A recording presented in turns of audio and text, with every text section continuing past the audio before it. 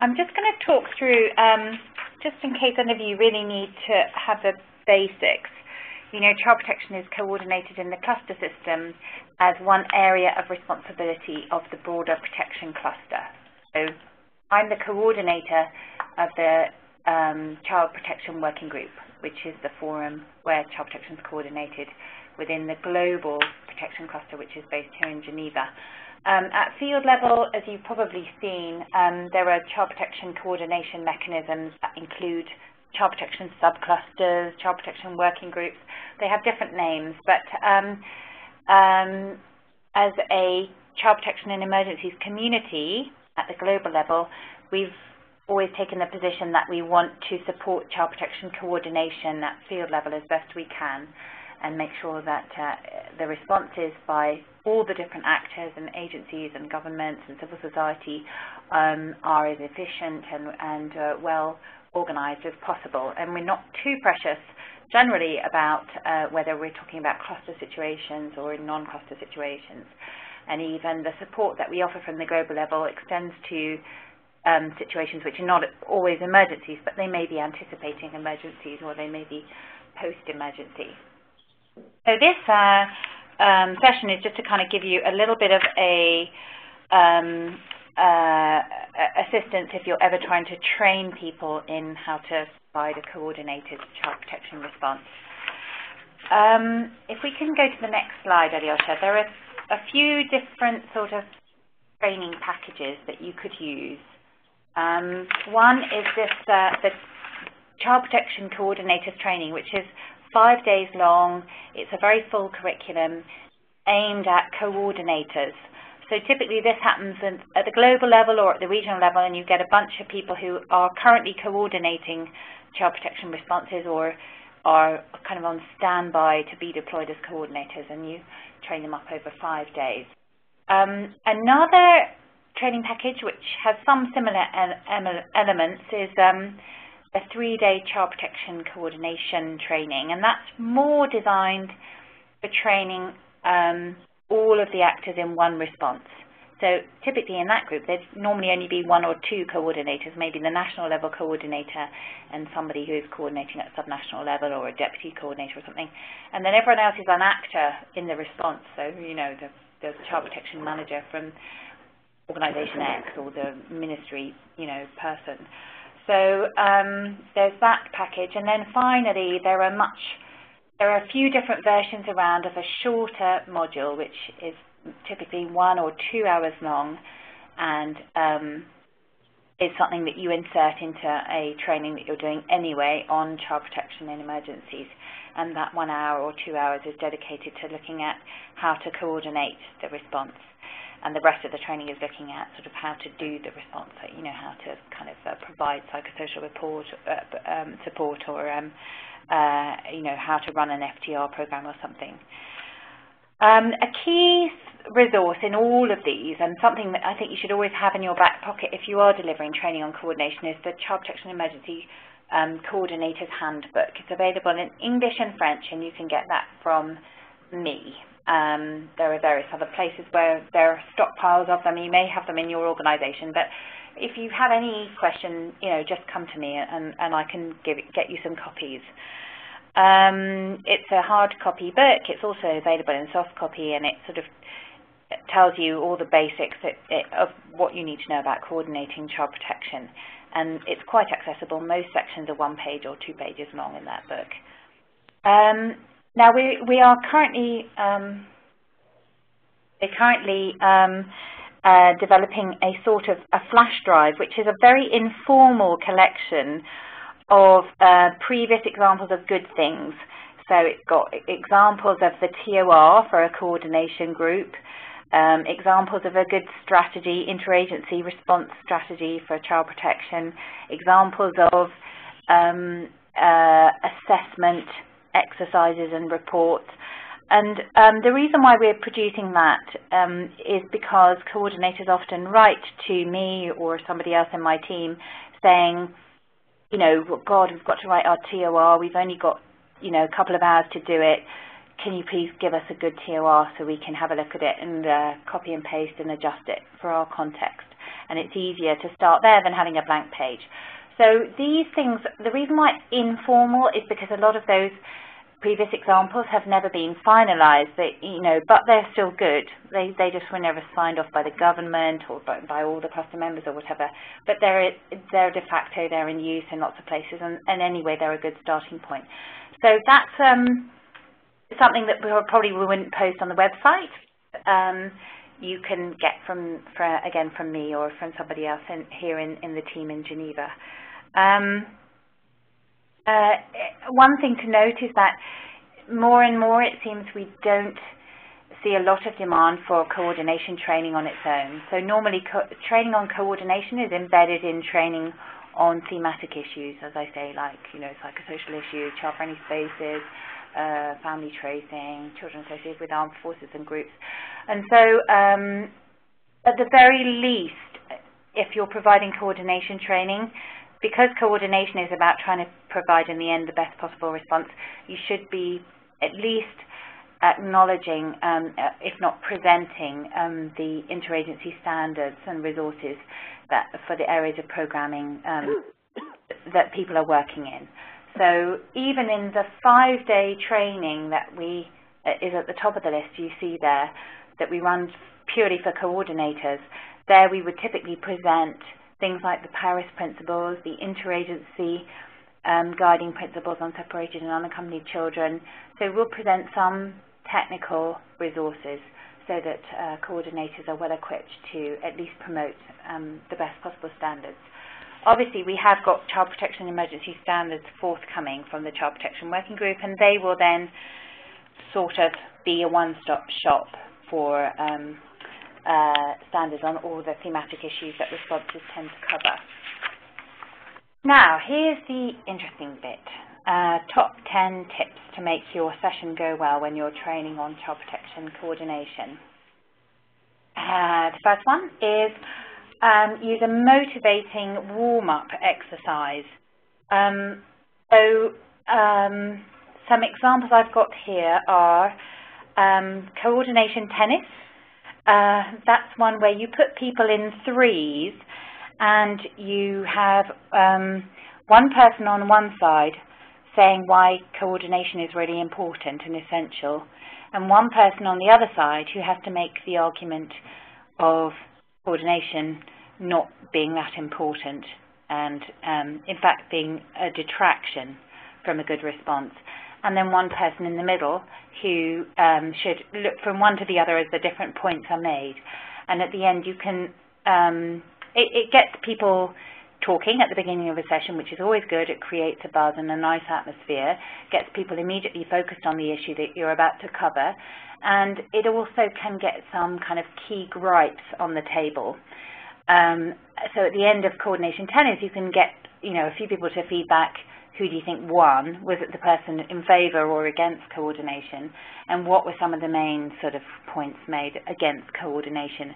And hopefully you can get them out and start to shoot them down before they sour the session. Often people say things like coordination takes a lot of time, and I suppose that or quite often your answer will have to be bad coordination takes a lot of time. Good coordination should save you time, and then you can give material examples. Another one is just straightforward brainstorming the benefits of coordination, gets everyone focused and gets the conversation off to a positive start.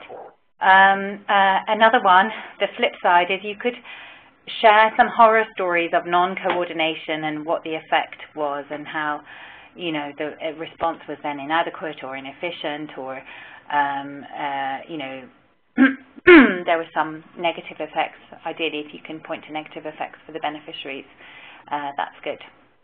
And one thing that we used to use when I was a trainer with a previous organization is some clips of a woman who was called the Angel of Mostar, and she ran some aid projects, not so many child protection, but there were a few child protection things that she did in a completely maverick way, as a good-hearted individual, but without application of any standards or without any proper management or prior thinking. And so I think there is a famous clip of her running a distribution, which just turns into a massive fight because it's not well organised.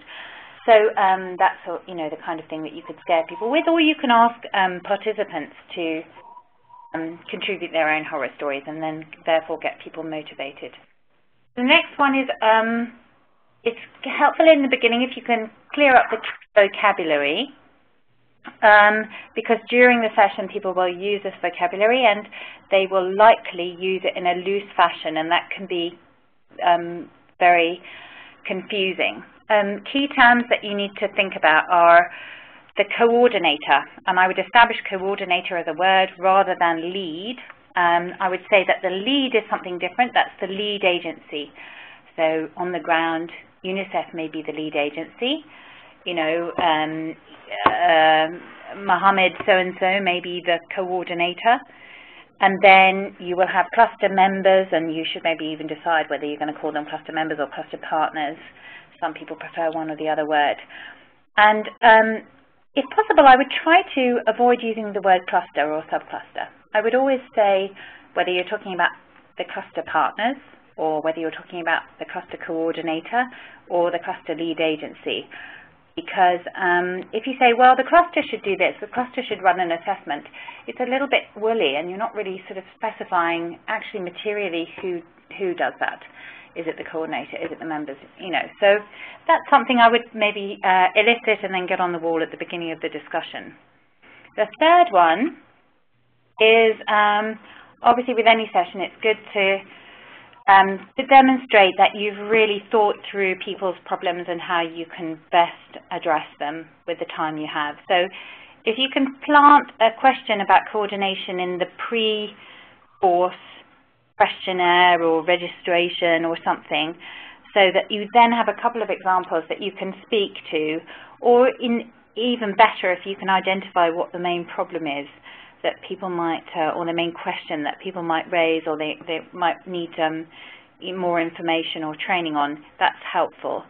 And it can help you also to then a hot potato. There's some real problem. If in a country they've asked for coordination training because there's actually something really wrong with the group dynamic, better to know that in advance. And that's another reason for polling people before they get in the room about what their training needs are.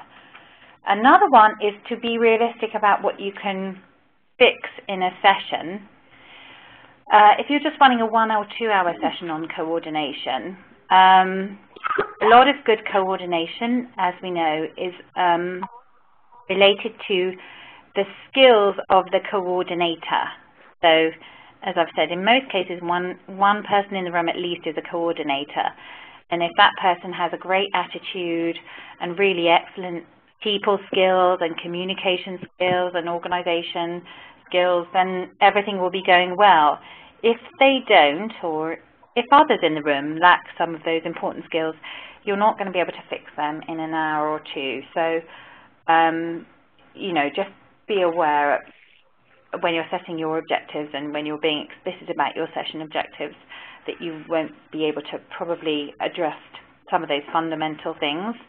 Unfortunately, some of those fundamental things being the key things for unsuccessful coordination. The fifth one is to give participants an advocacy message on coordination to take away, because when they leave the room, they may be fired up. If you've done a good job, they may be motivated to engage in coordination processes and to be a good coordination partner. However, they'll leave the room and then go back and join their organization or join their team or whatever, and they will need to have an elevator speech in their back pocket. So that's about a 60-second speech that really convinces the person they're talking to that it's important to invest in coordination. It's important to take part in coordination mechanisms. So if this ties into number one, if you've used some exercise that gets out some top reasons why you might coordinate and what the benefits are for you in coordinating, if you just make sure people have a couple of those and can state them at the end of the session, then they've got a sort of takeaway, which will be very useful for them as they try to convince their manager or their colleagues or whatever to take part in coordination mechanisms. The next one is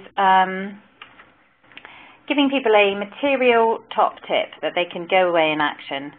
And that's always good. And it wouldn't be hard in a session where you're asking people for their experiences and thoughts on coordination. Probably you'll be able to identify one or two. Common ones that I've heard come out in a session on coordination are: provide food and drink in a coordination meeting. People always think that, that makes more people join in and leads to a better meeting with a better atmosphere and more positive results.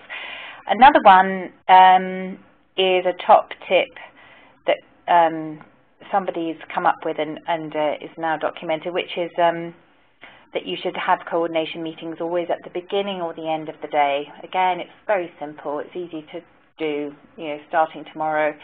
And it does seem to make it much easier for people to access those meetings because they don't break up the working day. Top tip number 7 you might like particularly, which is that you don't have to do it. If you're thinking about delivering a session on coordination, just think again, because it may be that this is one session that you could farm out to somebody else, and very legitimately so. There are quite a few people whose kind of job and raison d'etre is to support coordination, and I'm one of them, for example. So I'll talk in a minute about the different facilitators that you could use for all or part of your session on coordination. Number 8 is easy to do. When you're talking about coordination, it can be easy to focus on the lead agency. In most cases, that's UNICEF. And to talk about the pros and cons and the failings and successes, of the lead agency in different contexts. But I think that it's really important to credit those organizations that do a lot of work to improve the coordination of responses. I know off the top of my head, Save the Children, IRC, I think World Vision, all have coordinators in different field contexts. Mostly at sub-national level, so in province X, there'll be a coordinator who's put in place by one of those agencies. And in some countries, the government also will provide coordinators. Also, NGOs typically will lead a part of the response. So they may lead a group on, for example, coordinated responses around child-friendly spaces. So just to mention and credit those agencies by name, if there are people in the room who are contributing to the coordination mechanism, just make sure that you big them up, and that creates a good atmosphere, and it makes a few people in the room who've been credited feel motivated, and goes a long way towards getting your session to a happy conclusion. The next one is you can run your session a bit like a sort of coordination forum. You can set a clear goal at the beginning. You can make sure that as information comes out of the session, so if people come up with a top tip or a do's and don'ts or key reasons why coordination is important to produce a better response, you can collect those things visually as you go along, and at the end of the session, try and end on time, even if you've had to miss a couple of exercises that you'd planned to do or something. Make it feel like you haven't cut anything out. Don't kind of end with a regretful phrase like, oh, we didn't have enough time, but this is where we got to. End on a happy note. Say, this is excellent, we made really good progress. Just to remind you, this is where we've got to, and these things are particularly excellent that came out of the group. And in a way, you're modeling a coordination process where you're drawing on the strengths of everyone in the room, and then you're making everybody recognize and share, common resources and ideas. And then the last one is that, if you do have a coordinator in the room or people in the room who have a key role in the coordination, you may be training them over the course of a week, and this is just one session. If you get a chance to engage with them to try and talk about their soft skills, whether they're a good leader, whether they're a good communicator, if they feel they've got development needs in, in any of these key areas. It's a chance to try to maybe address some of those other important skills and attitudes, which, as I say, are fundamental to good coordination. So you can build that in either formally or informally alongside your specific session on coordination. And then I've got a free tip for you, an additional tip, which is that you can and you should always just come to Joanna or myself if you're planning a session on coordination, and it's our job to help you make that as good as possible. So you can come with a blank page or come with a plan, and we can help you to make it as good as possible. So now, which trainers to use if you don't want to do it, or if you can't do it, or if you'd rather swap in a new face or a new voice to run this session? A few things to think about. You can bring in an independent trainer, and Joanna has a sort of list of good CPIE trainers, consultants that we know about who can train in different languages, and we'll be helping to develop those. You could have a member of the rapid response team that I supervise. It's an interagency resource, and at the moment there are 3 members. There are soon to be 4 members, and they all have the ability to provide training. And they also come with the added benefit that they've recently done coordination, often in several contexts. And so they really can speak to the issue, and that's certainly in their job description, so that's a good use of their time. You could ask any member of the global level child protection working group, because they're coordinating in this global level forum. Normally, they're pretty well informed, and they're obviously very supportive of the idea of improved coordination of child protection responses. So that's another option. You could ask me, the Child Protection Working Group Coordinator, and of course I'm always delighted to have the opportunity to come into any one agency. So if you're running an agency-specific training, this is the annual Save the Children retreat or IRC, protection discussion or something, I'm very happy always to come into those single agency fora so that I can provide the interagency perspective, and I can and do deliver sessions on coordination and other things like assessment that should be coordinated. And then there's REDR, which has been the training provider for lots of the child protection coordination training. REDR developed the training materials that I've been talking about, the 5-day package and the 3-day package. Probably it would be more accurate to say UNICEF is the holder of the shorter module. But you can get any one of those packages from Joanna. And REDR do have excellent trainers in coordination, and I think there's another thing to maybe consult with Joanna on. You may want to use a combination of a good trainer in coordination and then a good child protection specialist to deliver your training. Okay, so difficult questions from the floor. I think you should take a moment to look at the left-hand column. I had great fun thinking about all of the horrible questions that you get, really tricky and thorny questions. I wonder if I've got them all, and if I haven't, do please note down the difficult question that you think I've left off, and then when we get to the discussion, you can ask me what the answer to that one is.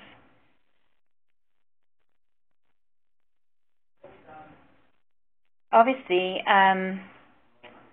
it's hard to give a set answer to difficult questions, but I had a stab. And so I'll just talk you through some of them here. The first one is we've got a rubbish coordinator. So what do we do about it? And this is obviously very unfortunate because of finger pointing at one agency. Often it's the lead agency, if it's that lead agency that has put the coordination in place. So, I mean, I suppose what you might want to do as a trainer is try to make the conversation a bit more holistic about how the coordination mechanism is functioning, and suggest something which is a little bit less accusatory, which would be a discussion about the functioning of that coordination mechanism. And we've got a tool which is in the Coordinator's Handbook to help you review how well it's going. It's a tool which sort of looks at the principles of partnership and whether they're being upheld. So that's one thing. But I mean, also you can kind of maybe take aside one or two key people, and it's probably your duty to dig around a bit and see if there really is a problem with the coordinator, and there may be reasons for that. Maybe somebody who's double hatting, who doesn't have any time at all, maybe somebody who's been thrown into the role but without any preparation. So it would be worth exploring sort of ways to strengthen that or better support, or maybe replace that coordinator. And that's something you can always raise with me as the global level coordinator, and that's fine. That's also my job to troubleshoot like that. Should the government lead or co-lead? Well, that depends. And I'll introduce to you in a few minutes some lessons learned documents that just show what worked and what didn't work in different contexts. We have a conflict with the protection cluster, the third one there. What should we do? That is not uncommon.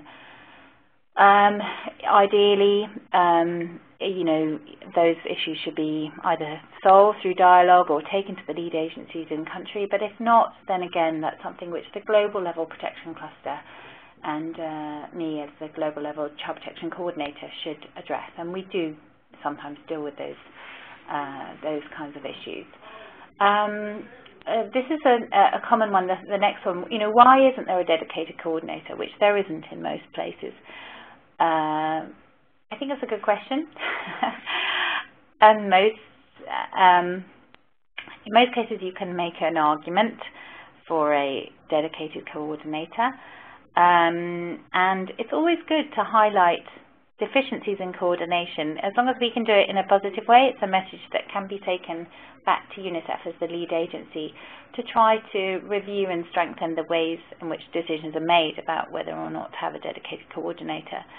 So it's helpful actually to have those questions, those contexts highlighted, and for you to contact me and help me to make a case for dedicated staffing where it's needed.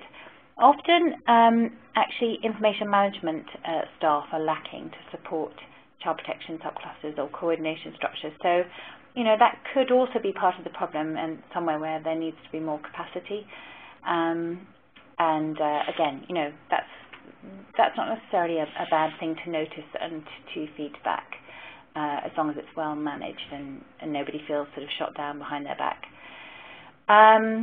And then the last one, sort of how much does coordination cost? This can be a criticism or it can be an anxiety. And so when people are writing flash appeals and things like that, they're sometimes reluctant to include coordination costs. Actually, looking at it from a global perspective and having spoken to some donors about this, coordination cost is not really something to be anxious or ashamed about. It's good to be explicit what is required, because coordination is required and most donors are pretty emphatic about that. So it's good to be clear that we need salaries, normally IM, information management staff as well, often some kind of meeting costs, venues, transport, that kind of thing. Of course it's always good if you can demonstrate a value added, some kind of efficiency, but that is a case which is seldom made. So for the moment, I guess it's a worthwhile ambition just to demonstrate and note coordination costs wherever you need to in funding documents or in external documents. So that's the end of my presentation. And before I open the floor for questions, I just wanted to alert you to the fact that there have been quite a lot of studies in the past 4 or 5 years on the coordination of child protection, and it's good to have those in your back pocket when you're training on coordination, so that you can refer to them and so that the key messages that you're trying to impart, there is a sense of there being some evidence behind those, which there is. If I just show you this one, this is a very straightforward sort of list of lessons learned under various categories. So the first one is leadership. And there's a little blurb there that reminds you what the ambition is in the cluster system around leadership. And then you can see there's immediately the subcategory coordination capacity.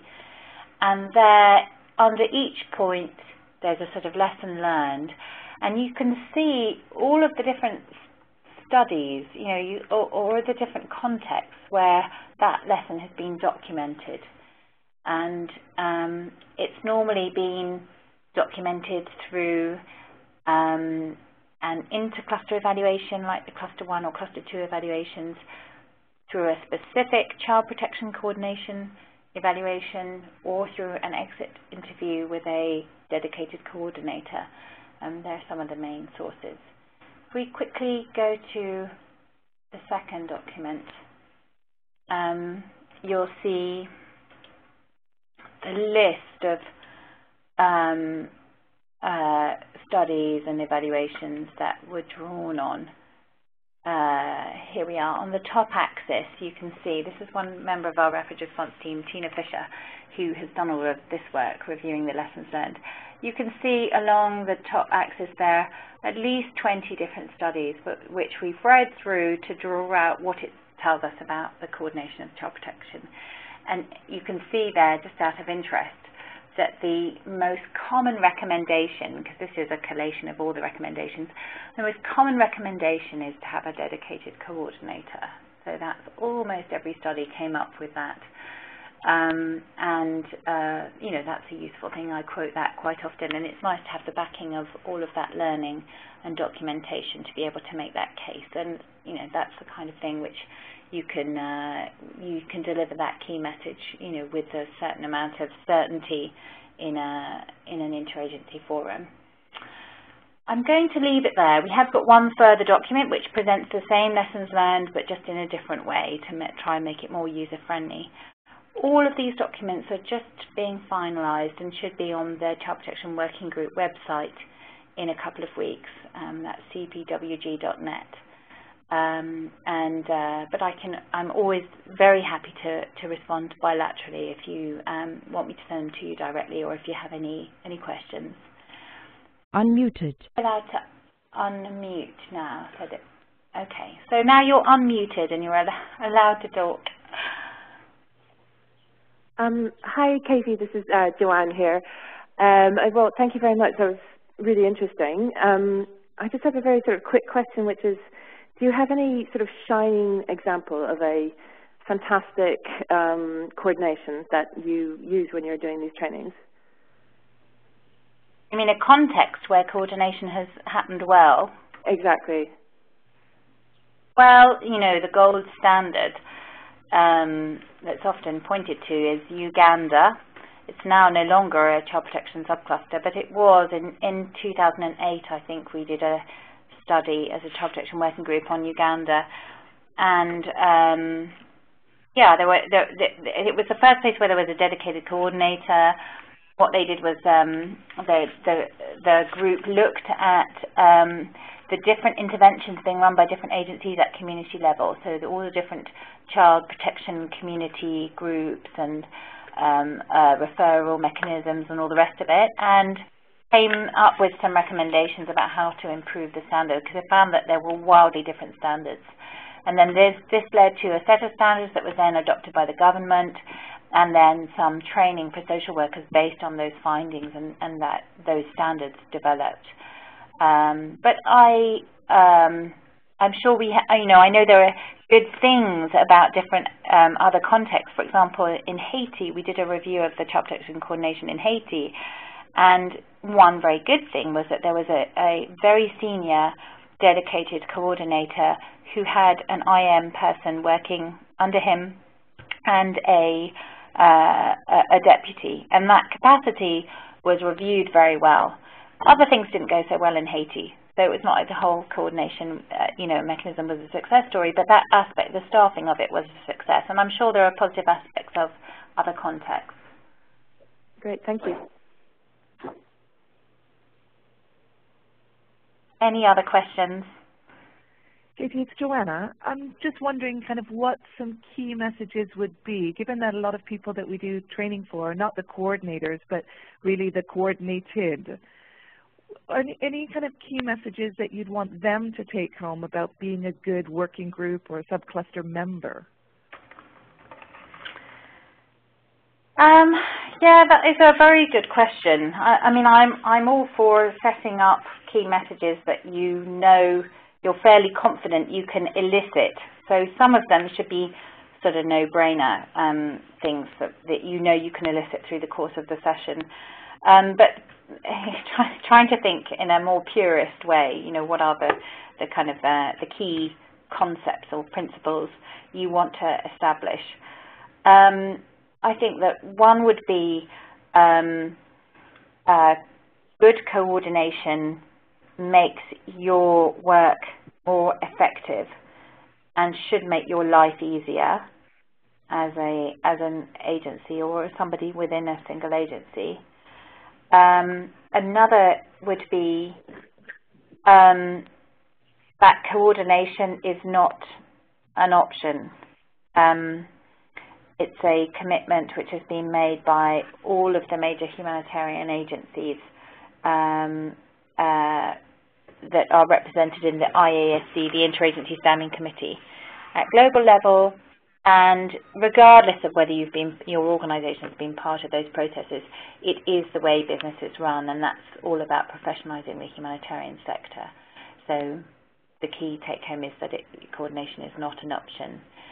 I suppose the third one would be that that you can have expectations of the lead agency, and that's very legitimate, but coordination requires some investment from all of those within the coordination group.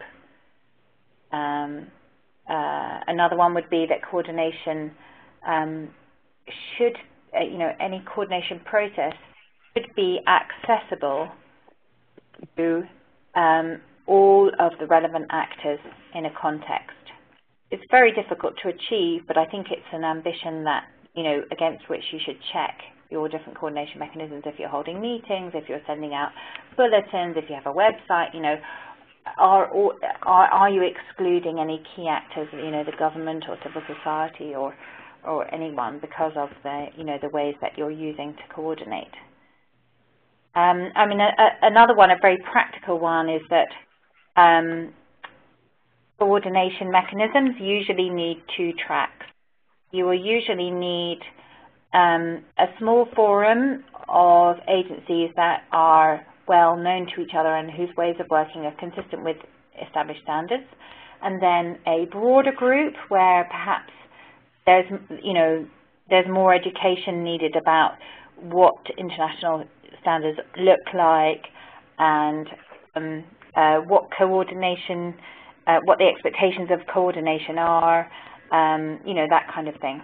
And that typically involves maybe more national actors, possibly, in Haiti, obviously, there were lots of very different actors from normal. There were evangelical groups, there were military, different actors that had a role in child protection but really wouldn't be coming from the same place as many of the big operational agencies that are represented in the global level group.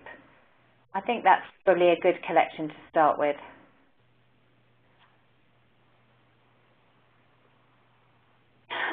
Did I go on too long? Have I lost you? No, not at all. It's great. Sorry, Katie, it's Joanne again. Just following up on that last point that you made, where you've got that sort of 2-track, so sort of the smaller group with the operational agencies, and then sort of kind of the wider group.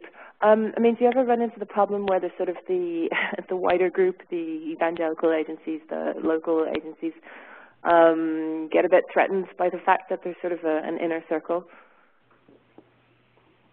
Yes, very much so. I think that there can be this huge sense of us and them, and it's fueled by the fact that those who may be more accustomed to providing humanitarian responses are also the ones who all operate together, typically in English. They're also the best funded. They may have access to funding mechanisms which, for various reasons, the national child protection actors or others in the outer group don't have access to. So I think there can be a real sense of us and them. And I think actually, again, every situation is different and it's very difficult to manage these things. There's no magic way of managing it. But perhaps being explicit about these two different categories and the reality that, you know, some are more practiced than others, some are more cohesive or, you know, have kind of aligned approaches than others, and some have access to funding which others don't. You know, you might as well be clear about it and credit, you know, the efforts of both and provide support where it's needed. Thanks. If I may ask, whether there are any available information or best practices on how to set up a child protection working group. And Jordan, as you know, we don't really have an emergency situation as in real emergencies that needs direct intervention. However, we are hosting many refugees and asylum seekers from Iraqis and now to Syrians. The discussions on whether to establish a child protection working group have been for over a year now, and it is not. That means the progress is not really good. It was a recommendation from the community-based protection working group to establish a child protection working group, but until now we haven't really done anything. And I think one of the issues that went wrong here is what you have just mentioned now, is that the discussions were open to the wider group, including national child protection actors, which in a way did feel threatened about having another child protection working group led by international organizations and the UN. So if there are any best practices or some advice around how maybe we can move this forward, that would be really appreciated. Gosh, that is a very interesting question. I mean, the first rule of establishing a child protection coordination mechanism is looking to see what's already there, and if it's already working, you know, if it's not broken, don't fix it, or, you know, can you build on it? So, you know, the first question I suppose would be the group that you already have. Is there anything additional that they should have on their agenda that, you know, would then help with emergency preparedness or what, or, you know, or whatever it is you think needs to be tackled? And if so, then I guess, you know, it may not be efficient to start a new mechanism. And when you start a coordination mechanism, I always think that people vote with their feet. So if it's needed and if it adds value, then they will participate. And if they stop participating, then it's a sign that, you know, maybe you have to think about another way of doing it, or you know, maybe it's not needed in the way that you thought. You know, because it's not an emergency situation and because it is a refugee situation, of course you should always check with UNHCR first, just to be clear. I mean, they're responsible for coordinating the whole effort, obviously, so they're responsible for coordinating the child protection part of the effort. And very often what happens is that UNICEF or somebody else steps in to help with the coordination of the child protection effort, because that's just more practical. But you know, sometimes it can be a bit of a touchy subject, who's in charge. So it's good to have that conversation with UNHCR to be clear about that. But it may be that another option would be to start a conversation with the international organizations who have been thinking about this, and not be ashamed about meeting as a smaller group, you know, sort of 3 or 4 or 5 of the bigger agencies that are used to working together, and you know, throw some ideas around about the national actors and, you know, whether there needs to be more support or a different coordination mechanism, and just see see what that group thinks before then proceeding in a conversation with all of these other actors. I'm sorry not to be able to provide you with a clear answer, and I have to say it's a really interesting question, but I think you're going to have to come up with the answer because I just don't know the context. It is a very confusing. I mean, the recommendation came out of the working group that is chaired by UNHCR and UNICEF. Were brought in to see if they are willing to co-lead or lead this organization, and we, Save the Children, were asked to co-lead, but we preferred to see if any of the national organizations are willing or do have the capacity to do this. But I think the confusion or the reluctance revolved more around the priorities and the definitions of protection, national child protection actors. So yeah, perhaps back to a smaller group would be a good idea for now, if it's still needed. When you're starting a coordination mechanism, it's good to have one simple task that you can complete relatively quickly to motivate the group.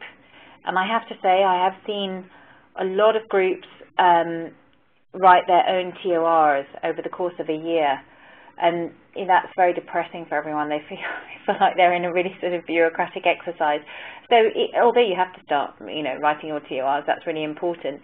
It's good if you can fabricate a practical thing that needs to happen in the next weeks and get the job done, and it may not be high quality or it may not even be as important as you pretend it is, but just to sort of make everyone feel like, oh yeah, we did that together and that was important and useful. Okay, great, thanks. Could I ask if there's any other questions that people want to put to Katie around training on coordination?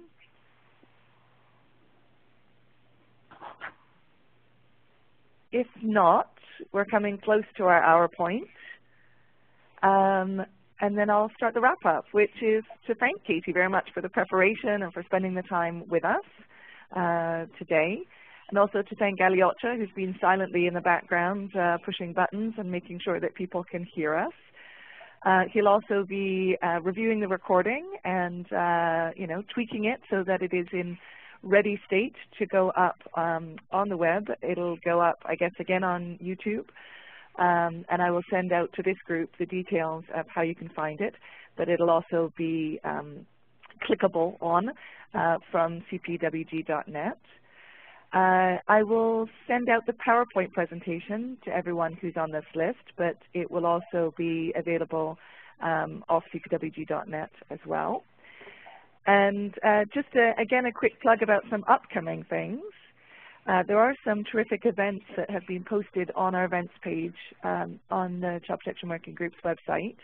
One of them is this Thursday, and it's something that you need to register for. It's a webinar that will be about child witnesses that is going to be done with a special representative. So I encourage people to go over either to our site or to the special representative site and to get some details about Thursday's webinar. And then just a plug about the next technical update session for trainers, which is on the 21st of February, and which will be about child-sensitive programming on gender-based violence. Same time, same place, so to speak.